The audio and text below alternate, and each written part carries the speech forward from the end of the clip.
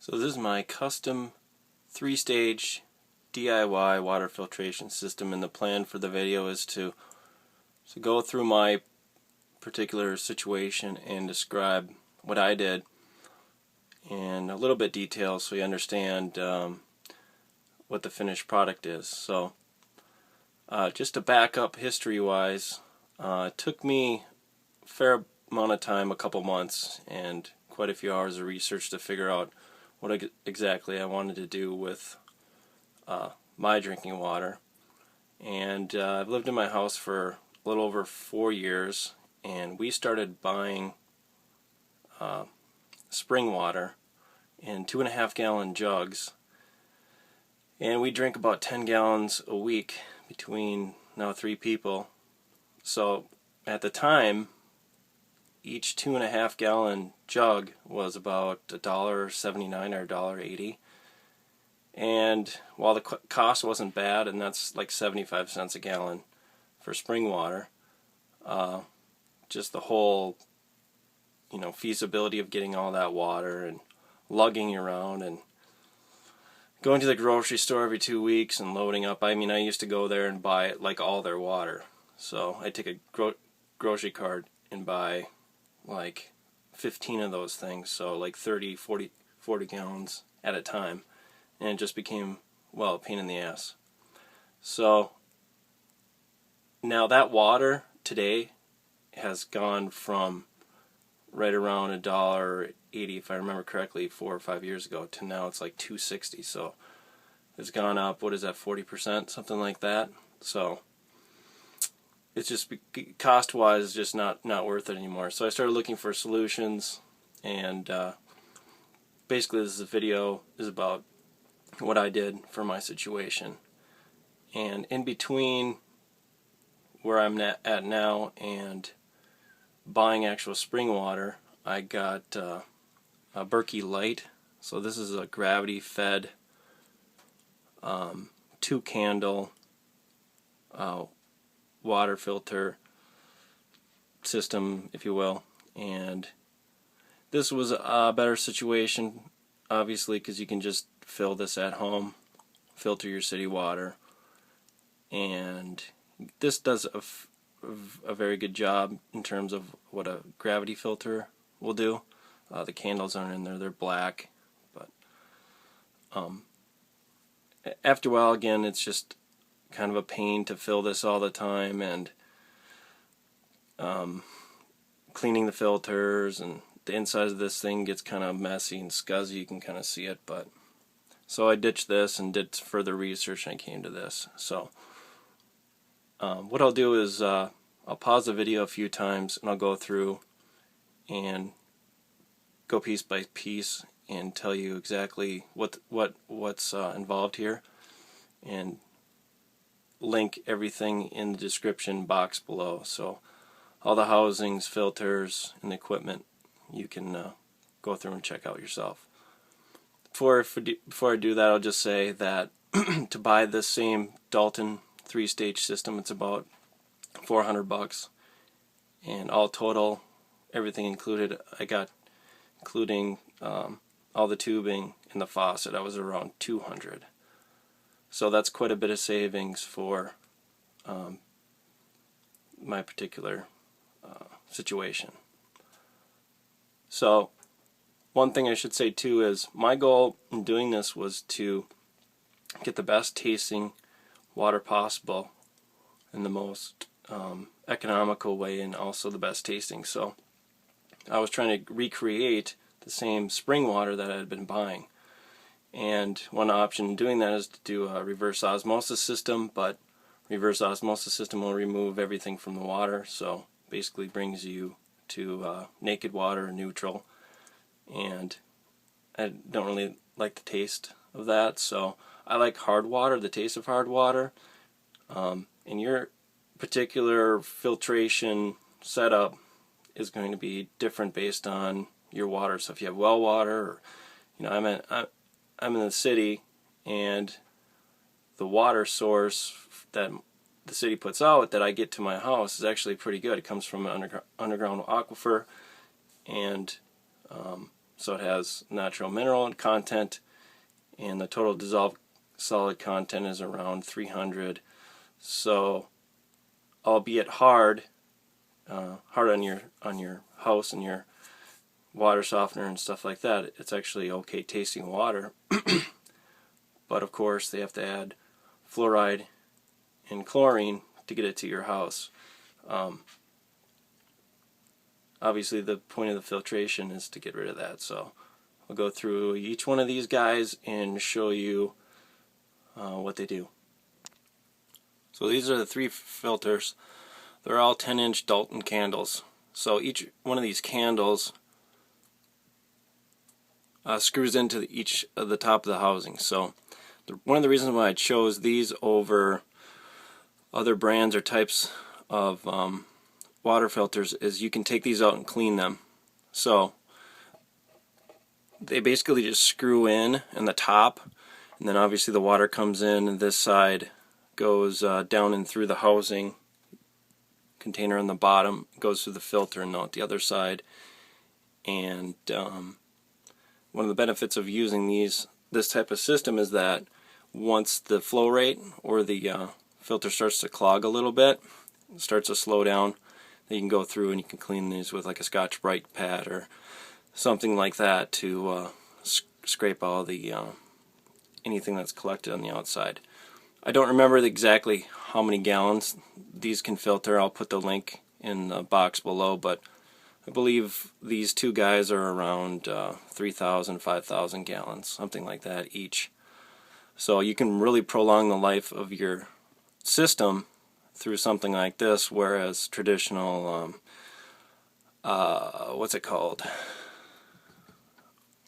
Just your black carbon filter will clog and have to be replaced. Obviously these will have to be replaced, and you'll know that because your flow rate will go way down. You barely have anything coming out of the tap. So I've had this going for probably a year and a half, and it's still going pretty strong. So going one by one here, this is actually called a Seracarb, which is Dalton's United States equivalent brand. Dalton is a UK brand, so I don't exactly know the relationship, but it's almost identical to this Dalton UltraCarb, which I'll go through next. But the purpose of this guy is to filter a lot of the sediment that's in either the city supply or still in the pipes in my house. I still have some galvanized steel piping from, like the 1940s, and there's rust and all kinds of crap in it. So you can see if you just take something and go on the outside.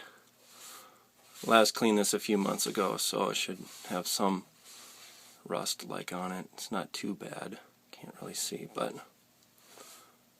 anyway, when that gets clogged, it'll be all orange, and it's easily scrubbed off, and you're good to go. So this is a Seracarb Ultra Sera, something like that. I'll link it, and you can check it out. It's about a $45 filter. So again, sediment, heavy metals, it'll filter out all kinds of stuff. So the purpose in my system is to catch the big stuff before it goes to the next one. Now this is just your standard Dalton UltraCarb 10-inch ceramic candle. It's a milled out of one piece of ceramic, and inside, if you were to cut that thing in half, you'd see the other elements inside. But it's kind of hard to see on camera, but it's a little bit orange on the top. So there's a little bit has gone through. Mainly this is just to clean up anything that's gotten through the first one. So mainly this is sediment and big stuff, and this is kind of like a taste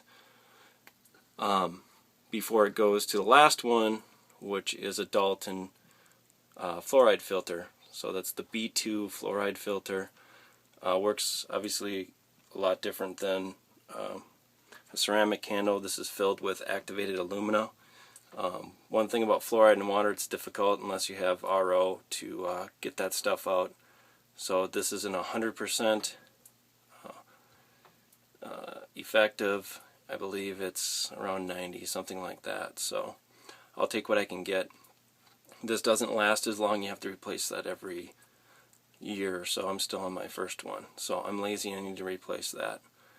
These are actually fairly cheap considering. I think I got mine for around 25, something like that. And as far as piecing this together, this is actually an original Dalton brand housing. So this guy. So you can't read that, but it says model number HIP. So this is their Ultracarb. If you were to go to Dalton's website and buy the single stage Ultracarb candle housing for, I think it's $99 or $149, this is what you'd get. So I actually found this on eBay, just the housing itself without the candle, for I think it was like 18 bucks shipped or something like that. So stuff like this is floating around if you can find it. And I think I found about four of these for around $60, something like that. So again, on eBay. The filters will cost you over a period of time, but the amount of savings you get back from filtering, your own water is obviously, versus buying spring water, is obviously way more. So that's the three lineup.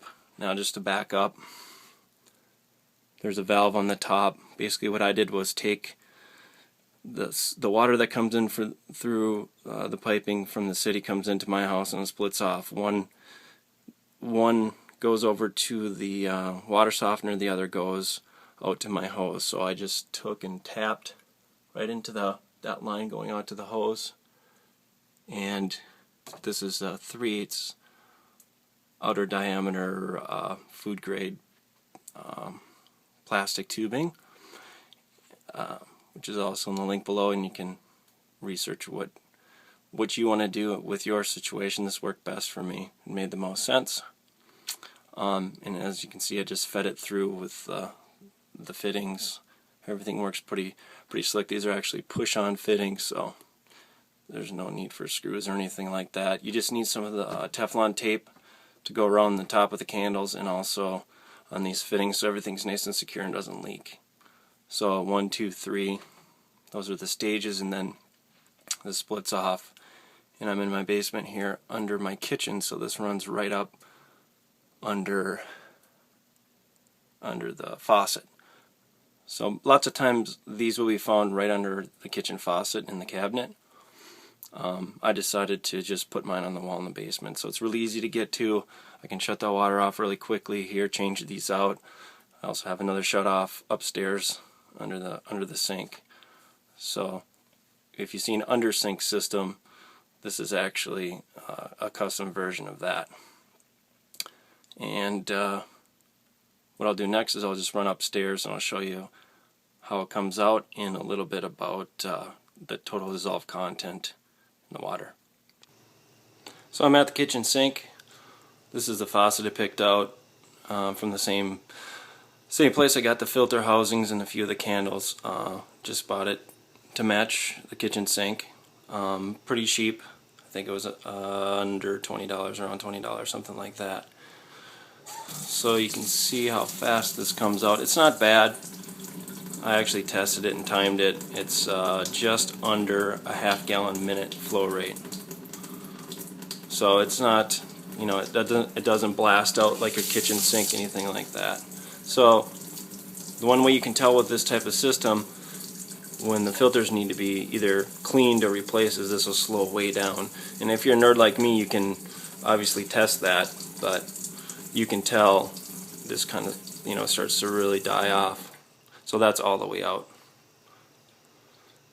And as far as the dissolved solids content, when in my research, basically what I did is I went and looked at the exact source of my city water, and I discovered that I'm in St. Louis Park, and the water is actually pretty good. They take it from a few water tables that are a few thousand feet down that supply a lot of the municipalities or whatever. It's actually pretty good water. I test it before it goes to the filter, and unsoftened hard water from the city is about it's around 300, or in terms of grain hardness it's around 20 to 20 to 22. So it has a lot of good stuff, minerals in it that you want to drink, and it contributes to the mouthfeel and taste of the water. But of course, they gotta add all the crap in there according to the law. So my main goal, obviously, like I said before, is to get the crap out, the stuff I don't want, don't need, and keep all the good stuff. So this is a cheap TDS meter, and this measures the amount of dissolved inorganic minerals and whatnot that would give the water its taste. So if you drink distilled water, this would be, or if you were to taste distilled water, it would be 0. And this has been sitting here for a few minutes. It takes about 30 seconds, so you can see I'm at 259. So one way you can tell if the filters are clogged is when your TDS measurement starts going up. So I was right around 260 when I put the system in. The water coming directly from the city is about 290, so it's taking out 40 parts per million.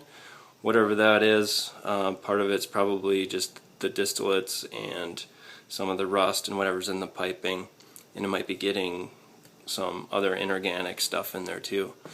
So lucky for me, my water's actually pretty good from the city. So I recommend maybe picking one of these up just to test, retest, to see where your system's at, and get it done cheaply and cost effective. And the biggest taste for us, and for me in particular, is the actual taste. So I'm used to well water. I drank well water as a kid, so I kind of like the hard water taste. And there's no way I'm going to pay over $1 a gallon to buy grocery store mineral or spring water. So this is the best I could do in terms of building my own system cheaply and effectively as possible. So again, the 3 filters, the housings, the tubing, the everything involved cost me around $200. I suppose this, add this to, I think this is a $20, little $20 gadget, big deal. And to buy the same thing from Dalton, their same filter system using almost the exact same equipment, it's around $400. So I think I did pretty well. Anyway, thanks for watching.